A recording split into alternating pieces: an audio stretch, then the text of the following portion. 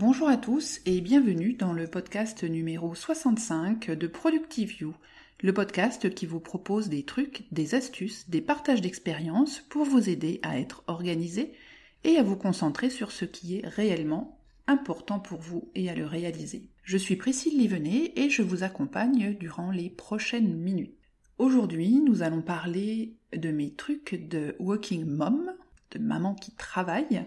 Mais avant de commencer, je voudrais remercier mes 2 premiers tipeurs. Vous savez que je suis inscrite depuis quelques semaines maintenant sur la plateforme Tipeee, qui est une plateforme qui permet de donner des tips ou des pourboires pour soutenir la création sur Internet. Et donc je tiens à remercier du fond du cœur Thomas et Edith, puisque ce sont les 2 premières personnes qui se sont inscrites sur la plateforme. Et donc je vous remercie énormément du fond du cœur pour votre soutien.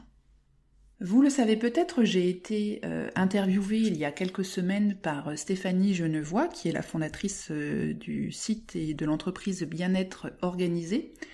Et à cette occasion, elle m'avait posé un certain nombre de questions sur la façon dont je m'organisais et comment je parvenais à mener de front la vie de maman et la vie aussi active de travailleuse.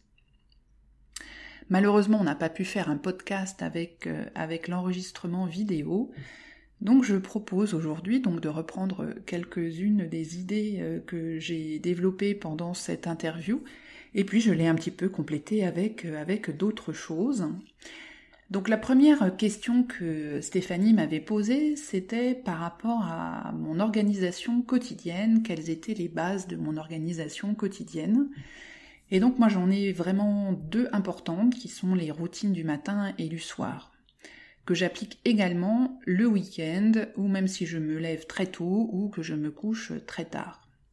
Donc ces routines du matin et du soir, c'est vraiment pour moi la base de mon activité, la base de mes journées. Donc la routine du matin, ça va être la méditation le matin, prendre du temps pour faire quelques exercices d'assouplissement, ça va être le brossage sec avant la douche, ce genre de petites choses qui permettent de se sentir bien et de bien démarrer la journée.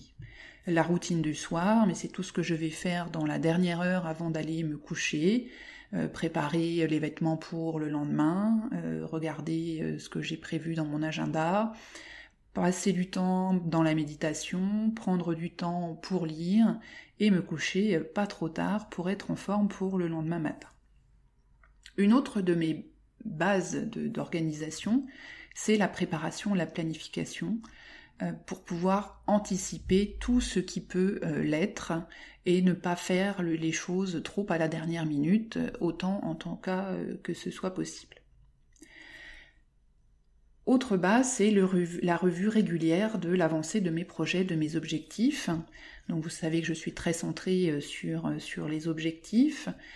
Et régulièrement, donc, je me pose, c'est-à-dire toutes les semaines, 1 fois par semaine, je me pose pour voir un peu ce que j'ai fait au cours de la semaine précédente, et puis aussi pour réajuster pour la semaine suivante, ou adapter aussi mon planning par rapport à mes objectifs en fonction des déplacements que j'ai prévu de faire, ou des différents événements qui vont avoir lieu dans ma semaine, et qui vont donc peut-être un peu chambouler la réalisation de mes objectifs. J'utilise pour cela un bullet journal dans lequel je mets mes trackers et dans lequel aussi je fais mes bilans, qu'ils soient hebdomadaires, mensuels ou trimestriels. Je fais aussi un planning hebdomadaire dont j'ai parlé dans un podcast sur la partie professionnelle, qui me permet comme ça de bloquer des zones de temps que j'alloue à différentes activités. Et je fais aussi la même chose le soir pour m'allouer du temps pour la maison, pour ma pratique sportive, pour travailler à mon blog ou à ce podcast. J'utilise aussi beaucoup des listes réutilisables, des checklists réutilisables, dont j'avais parlé un peu dans un article sur les applications que j'aime. Donc dans mon iPhone, j'ai donc l'utilisation de l'application Rappel dans laquelle je vais avoir des checklists qui sont réutilisables pour les courses, par exemple, mais aussi pour la valise, pour les départs en vacances, etc. Autre grande question que m'avait posée Stéphanie, c'était quels sont les grands défis que je peux avoir en termes d'organisation et qui sont des choses sur lesquelles je dois toujours veiller.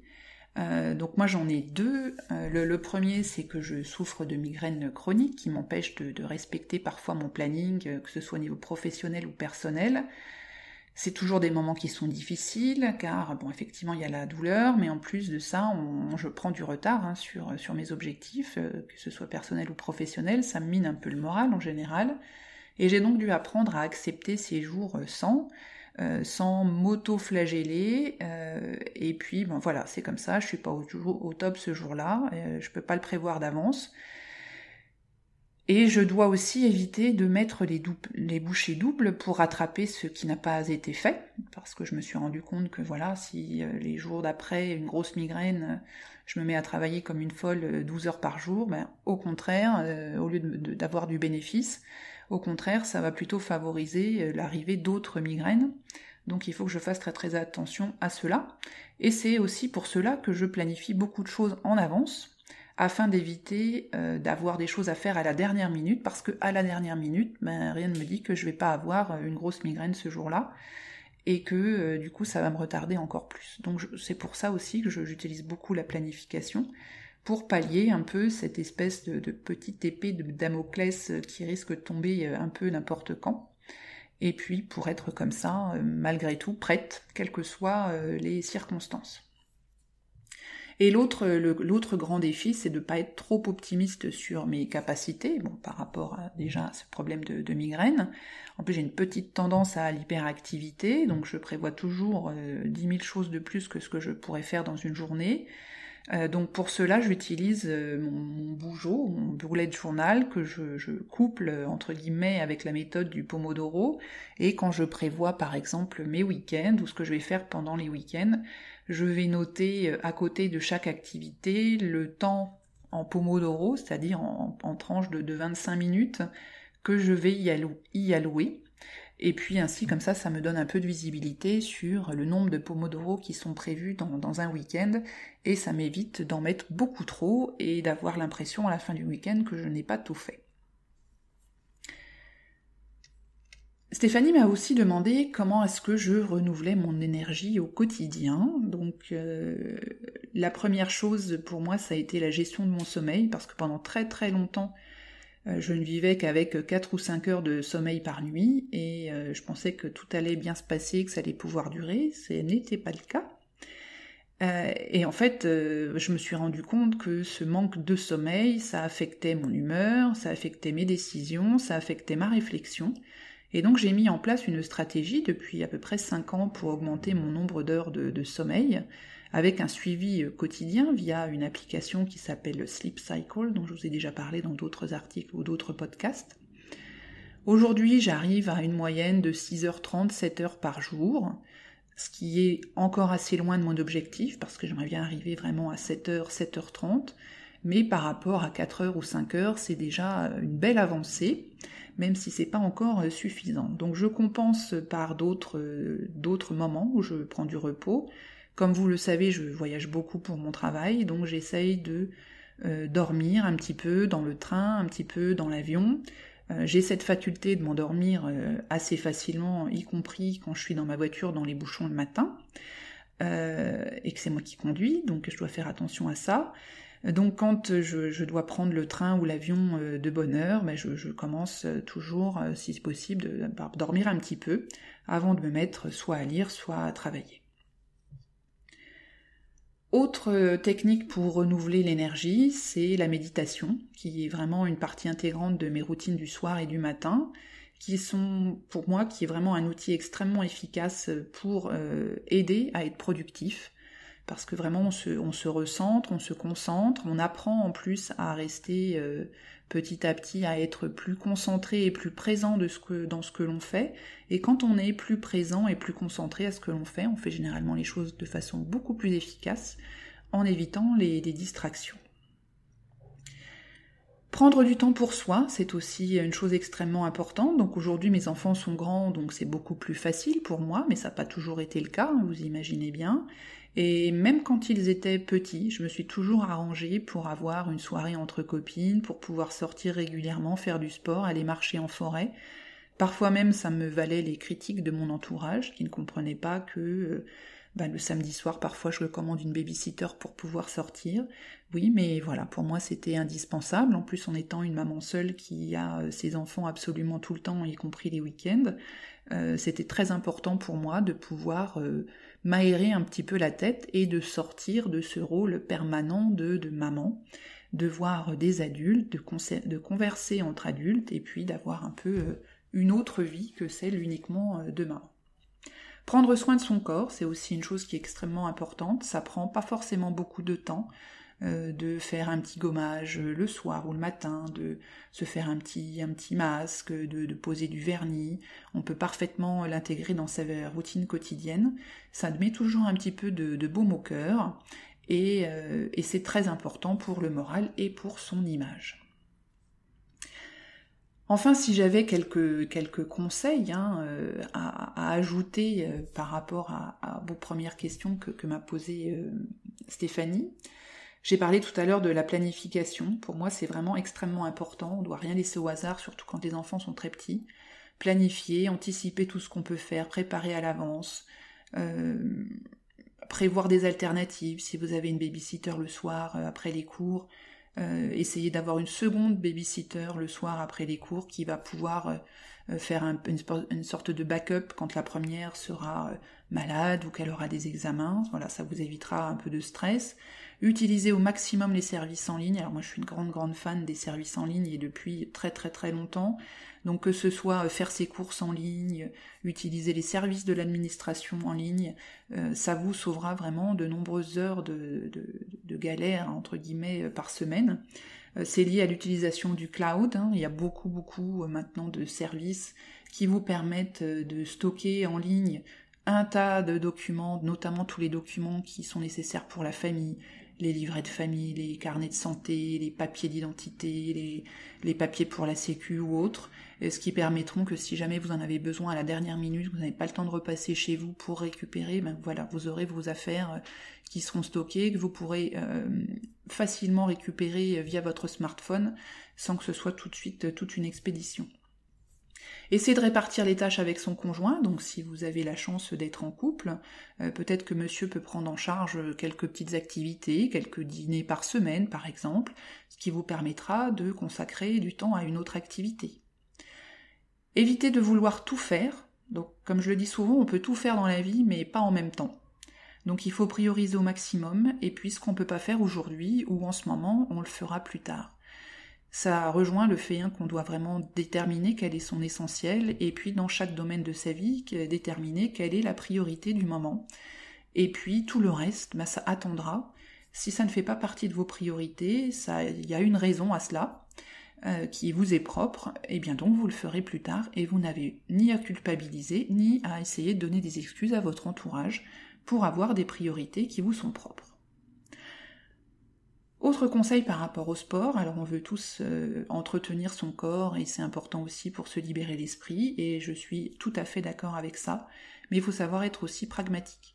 Si vous devez reprendre votre voiture le soir pour aller à la salle de gym qui est à l'autre bout de la ville, vous risquez que le jour où vous êtes fatigué, s'il pleut ou il fait froid, vous allez avoir une petite voix qui va vous dire « Oh là là, pas ce soir, je vais pas y aller, je suis trop fatiguée ». Il y a d'autres façons de faire du sport, surtout quand on a des enfants qui sont petits et qu'on ne veut pas trop partir, etc. On peut aussi, et à moindre budget, trouver des chaînes YouTube qui vous donneront tout un tas de bons conseils, de vidéos, de programmes variés pour pouvoir pratiquer dans votre salon. On peut trouver des DVD aussi sur le yoga, le tai chi ou ce qu'on veut.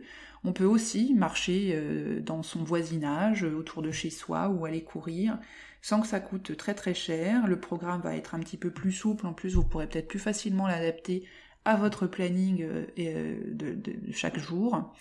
Et ça vous permettra malgré tout de faire du sport sans avoir à reprendre votre voiture et à vous mettre des contraintes supplémentaires. Autre point par rapport à l'activité des enfants, on va essayer d'éviter de remplir son agenda uniquement avec les activités des enfants. Allez vouloir être présent à chaque cours de danse, à chaque séance d'équitation, c'est bien, mais vos enfants, pendant qu'ils font leur pratique, vous n'êtes pas forcément obligé de rester tout le temps auprès d'eux. Vous pouvez plutôt essayer de vous focaliser sur des événements importants, sur des compétitions, des récitals ou autres, et puis les laisser vous raconter ce qui s'est passé quand vous n'étiez pas présente. Cela vous dégagera aussi un petit peu de temps pour vous, et pourquoi pas, pendant que votre fille est à la danse, plutôt que de courir à la maison pour repartir 30 minutes après, vous posez dans un café avec un bon livre, ou dans un parc s'il fait beau, et pendant 1 heure, prendre un petit peu de temps pour vous détendre. Faire le chauffeur. Alors c'est vrai qu'on fait de plus en plus le chauffeur, alors c'est vrai qu'aussi il se passe de plus en plus de trucs très bizarres dans notre monde qui fait qu'on veut protéger nos enfants et les emmener absolument partout. Néanmoins, il faut quand même penser à apprendre l'autonomie aux enfants et à savoir aussi un peu lâcher prise. Alors en fonction de l'endroit où l'on vit, parce que forcément il y a une zone de contexte qui est importante, et en fonction de leur maturité, on peut aussi leur apprendre à aller tout seul à l'école et en revenir, que ce soit à pied si c'est vraiment très très près, ou en prenant une ligne de bus si c'est un petit peu plus loin. On n'est pas obligé toujours de les conduire tout partout. C'est la même chose pour les activités extrascolaires une fois qu'ils sont un peu plus grands. Si c'est pas juste à côté de la maison, ils peuvent s'organiser pour y aller à pied avec des copains ou encore en bus, ou faites des roulements avec d'autres parents. Mais sinon, souvent, on a l'impression que le week-end, on fait plus que ça. On est tout le temps en train d'emmener l'un ici, de récupérer l'autre, de reprendre le premier, le deuxième, le troisième, et on passe en fait son week-end dans la voiture, et il y a peut-être d'autres façons de passer son week-end. Refaire. Alors, dans ce que j'appelle refaire, c'est parfois on arrive à déléguer à son conjoint ou à ses enfants quand ils sont assez grands, on va déléguer le remplissage du lave-vaisselle à son aîné, et puis on va repasser derrière parce qu'on range mieux. Voilà, alors c'est outre le fait que ça va le décourager, votre aîné, mais en plus de ça, vous allez refaire des choses, vous allez perdre du temps. Ou alors c'est chéri qui repasse, mais vous repliez tout derrière lui parce qu'il plie pas exactement comme vous. Alors là, on arrête. Si vous déléguez, vous déléguez, et vous devez aussi accepter que tout ne soit pas fait exactement comme vous le feriez. Alors on se détend, l'essentiel c'est que ce soit rangé dans un placard, si c'est pas exactement plié tout pareil que vous, il n'y a pas mort d'homme. On va essayer aussi d'éviter de concourir pour la mère de l'année. Il y a des moments où on ne pourra pas se démultiplier et être en même temps à 2 endroits, au récital de la dernière et au concours de danse de la grande. C'est clair. Et alors, on n'est que des humains, on ne peut pas se transporter comme ça facilement d'un endroit à l'autre, ni encore moins d'être à 2 endroits en même temps. Expliquez-le à vos enfants, relativisez, répartissez avec monsieur ou avec une autre maman qui vous fera un joli film de ce qui s'est passé. La perfection n'existe pas, c'est comme ça, et puis tout va bien se passer. Autre point, on va éviter de se comparer aux autres mamans. C'est une grave erreur parce que chacun a sa vie, son contexte, ses contraintes. Et ce que les autres vous laissent voir, ça n'est jamais que ceux qu'ils veulent vous laisser voir. Et vous ne savez pas ce qu'il y a derrière le rideau, entre guillemets. Donc, ne vous mettez pas martel en tête, concentrez-vous sur vous, votre famille, et ça suffira largement. Autre travers qu'on a, nous les mamans, c'est qu'on ne demande pas d'aide. Quand on nous demande comment ça va bien, ça va toujours bien. Même quand ça va pas du tout, même quand on est fatigué, qu'on est découragé, mais on a le droit d'être fatigué, d'être découragé, d'avoir besoin d'un coup de main. Alors n'hésitez pas à faire appel aux bonnes volontés autour de vous quand cela est nécessaire. Autre point, surprotéger les enfants. Voilà, on veut tous protéger ses enfants, c'est normal, mais les surprotéger, ça ne les aide pas. Ils ont besoin de se rendre compte par eux-mêmes que la vie n'est pas facile et qu'on n'est pas dans le monde des bisounours. Ils ont besoin de faire aussi leurs expériences, donc c'est peut-être pas très utile de perdre du temps à appeler la maman du petit garçon qui a bousculé votre fils à la gym, ou de vouloir aller faire une tête au carré à la maîtresse parce qu'elle a fait une remontrance à votre fille. Relativiser, ils doivent apprendre à se défendre, ils doivent apprendre à assumer les conséquences de leurs actes. Elle a été bavarde pendant le cours, la maîtresse lui a fait une remontrance, c'est tout à fait normal, elle n'a pas été bavarde pendant le cours, elle doit suivre. Donc, on laisse nos enfants assumer leurs actes et on va pas essayer toujours d'aller les défendre à droite à gauche. Enfin, être désolé. On est toujours désolé parce qu'il y a du bazar, on est désolé parce qu'on est en retard, on est désolé parce qu'on a oublié ci, on est désolé parce qu'on a oublié ça. Mais on n'est pas des machines, on n'est pas incapable de faire des erreurs et des oublis. Bien au contraire, nous sommes des humains. Alors, on se détend et on arrête de se confondre en excuses au moindre petit souci. Et surtout, et pour terminer, on arrête de se prendre la tête pour un rien. On n'a jamais vu un enfant mort parce qu'il manquait un bouton à sa chemise, parce qu'il avait un petit trou dans son pantalon ou parce que c'était pas parfaitement repassé. Vos enfants ne se souviendront pas que le 23 mars 2017, il y avait de la poussière sur la télévision.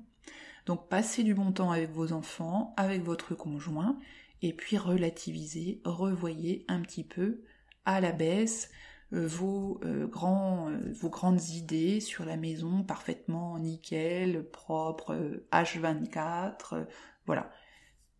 Encore une fois, nous sommes des humains, alors on se détend.